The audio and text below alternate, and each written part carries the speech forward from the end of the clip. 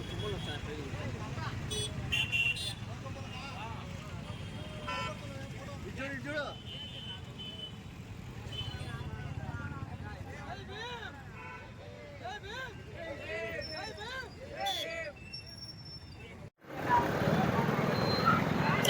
భీమ్ జై Bhim doctor BR Ambedkar గారికి doctor BR Ambedkar గారికి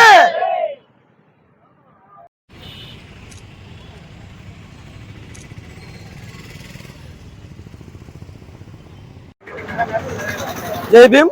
మొదటిగా మీడియా మిత్రులందరికీ, ప్రింట్ మీడియా అందరికీ నా హృదయపూర్వక నమస్కారాలు.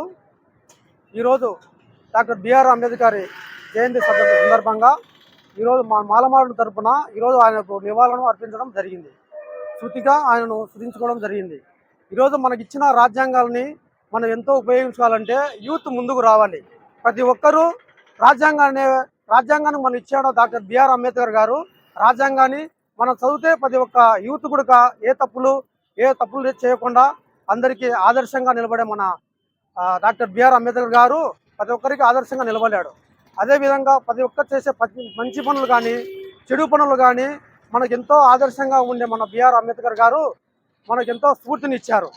ఈరోజు ఈ విధంగా మాట్లాడే విధంగా మనం ఉన్నామంటే అది మనకిచ్చిన రాజ్యాంగం హక్కు.